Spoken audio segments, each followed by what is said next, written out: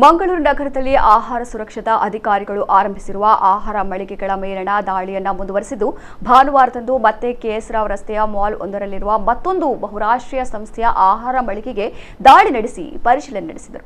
ಶನಿವಾರ ಅದೇ ಮಾಲ್ನಲ್ಲಿರುವ ಮಳಿಗೆಗೆ ದಾಳಿ ನಡೆಸಿ ಅಲ್ಲಿ ಕಲುಷಿತ ಆಹಾರ ಪೂರೈಕೆ ಆಗುತ್ತಿರುವುದನ್ನು ಪತ್ತೆ ಹಚ್ಚಿದರು.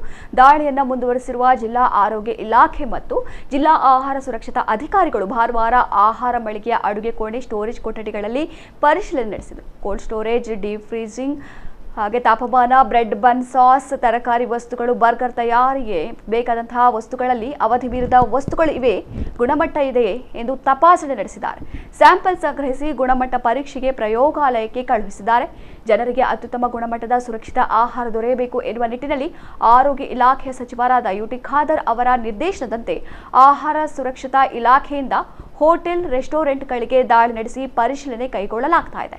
ಈ ಕಾರ್ಯಾಚರಣೆ ಮುಂದುವರಿಯಲಿದ್ದು ಮಂಗಳೂರು ನಗರ ಮಾತ್ರವಲ್ಲದೆ ಇತರ ತಾಲೂಕುಗಳಲ್ಲೂ ಕಾರ್ಯಾಚರಣೆ ನಡೆಸಲಾಗುವುದು ಎಂದು ಆಹಾರ ಅಧಿಕಾರಿಗಳು ತಿಳಿಸಿದ್ದಾರೆ.